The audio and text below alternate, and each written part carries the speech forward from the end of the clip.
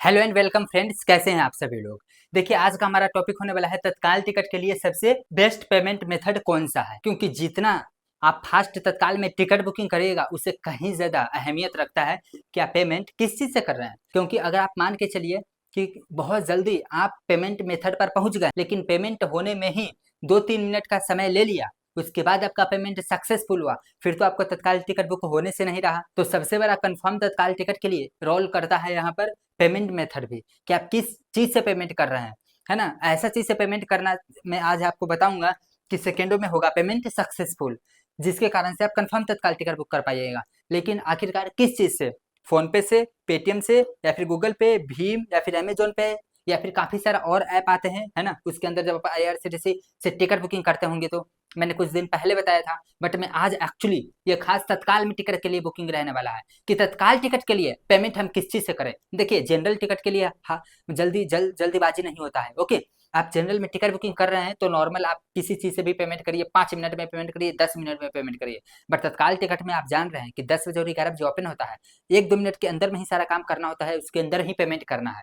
तो अगर उस टाइम पे आप सिलेक्ट करिएगा, आराम से नंबर वगैरह कुछ डालिएगा, तो डिले हो सकता है। लेकिन तत्काल टिकट के लिए सेकेंडों में पेमेंट होना निश्चित है। किस चीज से करें? या फिर आईआरसीटीसी ई वॉलेट से। तो हम सबसे पहले आपको बता देना चाहते हैं कि अगर आप मान के चलिए तत्काल में टिकट बुकिंग कर रहे हैं, और अगर आप फोन पे, पेटीएम, गूगल पे कुछ से भी पेमेंट कर रहे हैं, यूपीआई आईडी ऐप से पेमेंट कर रहे हैं।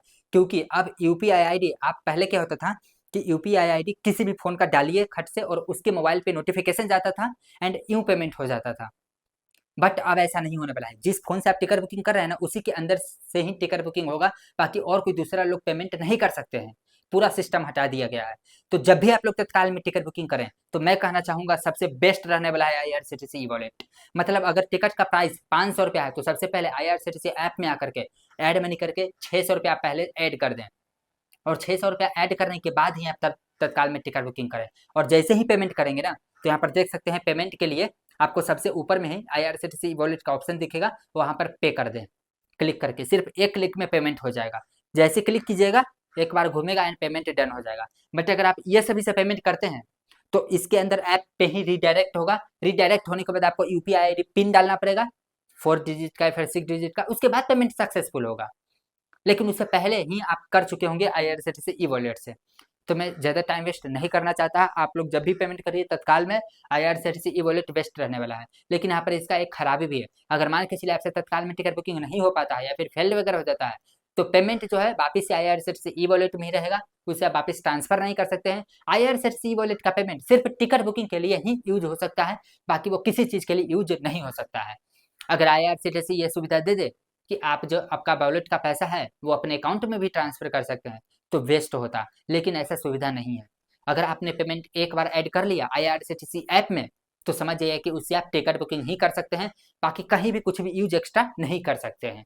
तो आप ये बात को ध्यान में रखिएगा। लेकिन हाँ, अगर तत्काल टिकट बुकिंग करना है आपको कंफर्म में, तो यही अपनाना होगा। वरना अगर ये सभी अपनाइएगा तो काफी ज्यादा टाइम ले लेगा।